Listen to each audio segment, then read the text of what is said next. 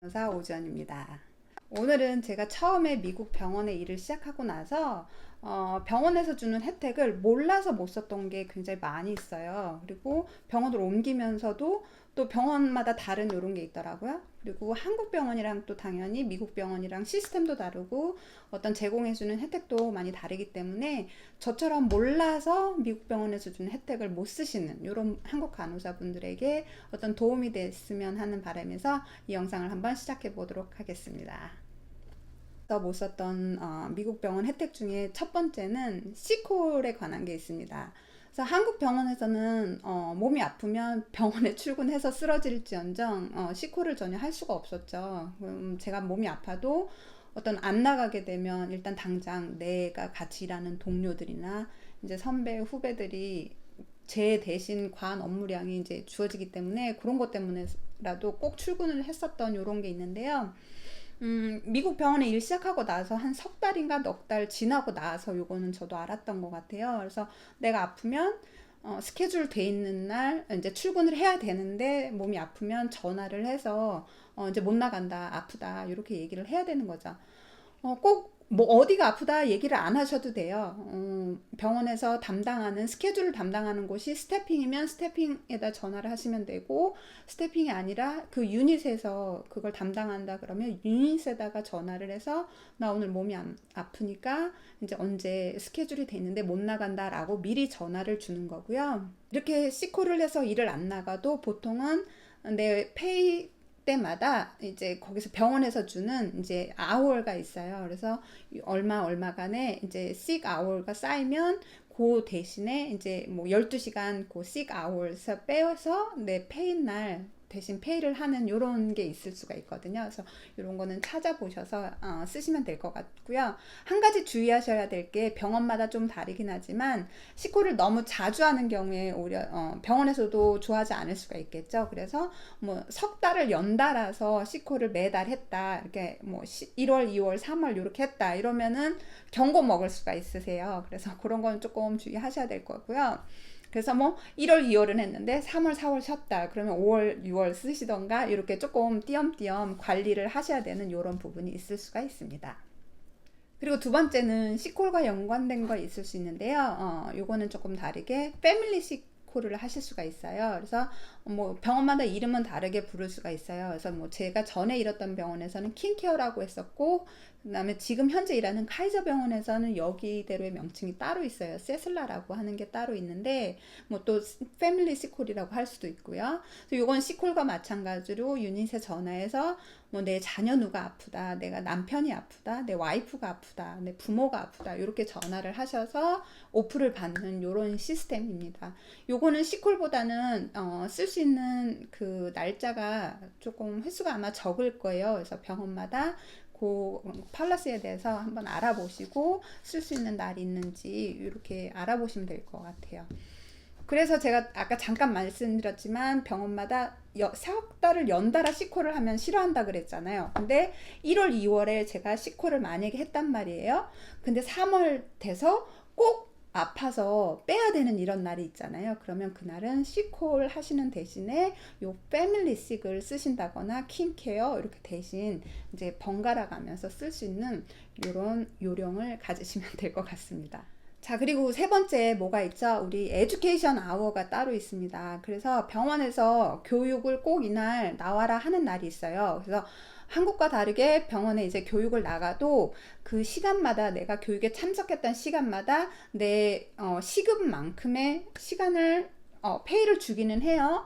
근데 이것 말고도 이제 병원마다 한번 알아보시면 시간은 조금 다를 거예요.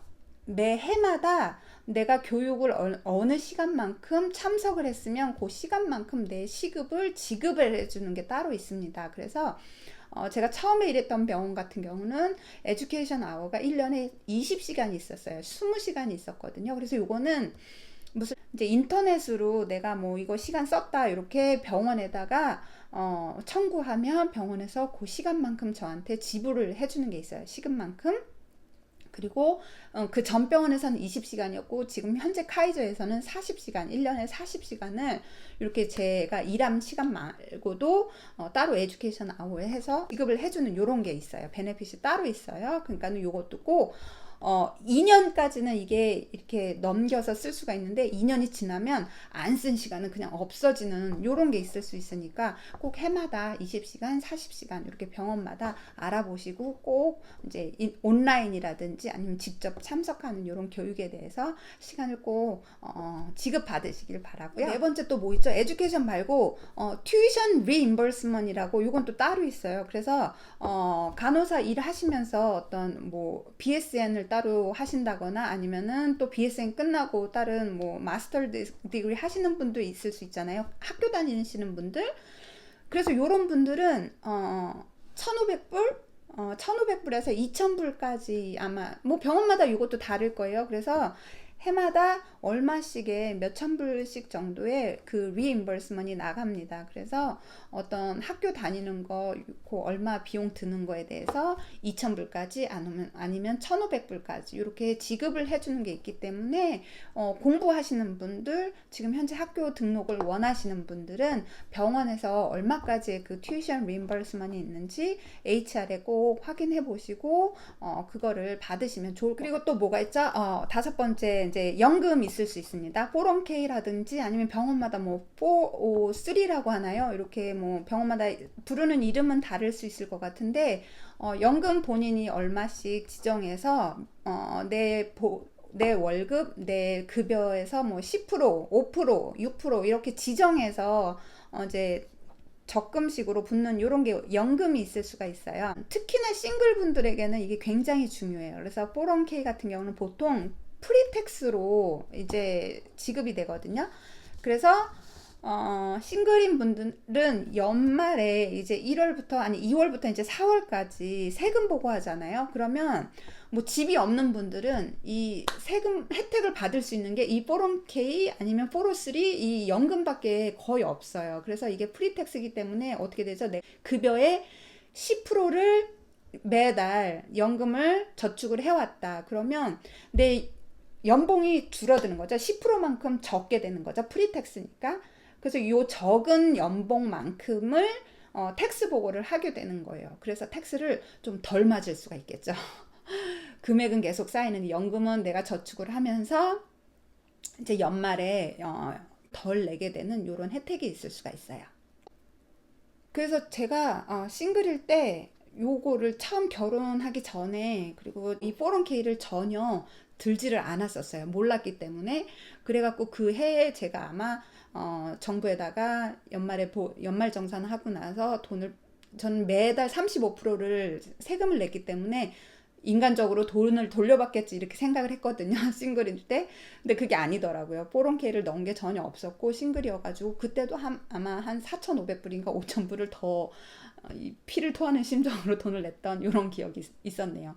요거는 아마 잘 참고하셔서 들으시면 좋을 것 같아요. 그리고 그 외에 또 뭐가 있죠? 만약에 근무하신 병원에 사람이 굉장히 많이 뽑는 이런 시기가 있어요. 그리고 어떤 사람들이 굉장히 많이 뭐 은퇴를 했다거나 아니면 갑자기 사람이 확 빠졌는데 들어오는 사람은 좀 적을 이럴 때가 있어요. 이럴 때 알아보시면 레퍼럴 보너스 주는 경우도 간간히 있어요. 아직도 처음에 들어오는 간호사한테 사인온 보너스를 주는 병원도 간간히 있을 수가 있고, 그 다음에 이렇게 내가 아는 간호사를 소개시켜 줬을 때 병원에서 레퍼럴 보너스를 나한테 소개를 시켜줬기 때문에 주는 경우도 오퍼를 해주는 경우가 간혹 있거든요. 그래서 이 레퍼럴 보너스가 병원에서 누가 아는 간호사 있으면 이제 소개시켜줘라 이렇게 물어보면 그럼 뭐 나 레퍼럴 보너스 줄 수 있냐 이렇게 알아보셔서 그런 거 받을 수 있으면 엑스트라 머니로 받으시면 그것도 좋을 것 같아요.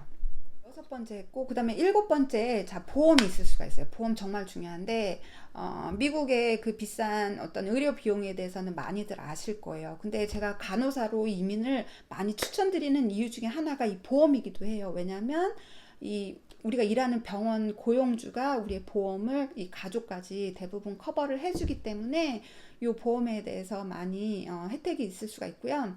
병원마다 뭐 HMO, PPO 이렇게 선택해서 들어가는 보험이 조금 다를 수는 있어요. 그래서 얼마 코페이 의사 만날 때 아니면 응급실 갈 때 어떤 코페이를 내는 거는 병원의 보험에 따라서 금액은 조금 다를 수 있지만 의료비가 비싼 미국에 살면서 어떤 보험 혜택을 받는 건 굉장히 큰 이득인 것 같아요. 그죠?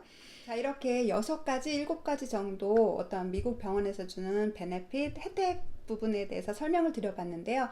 그래서 여기에 대해서 어떤 이런 게 더 부족했다, 아니면 혜택이 이런 게 더 있었다 라고 생각되시는 부분 댓글로 남겨주시면 저도 첨가하는 영상 만들어 보도록 노력할게요.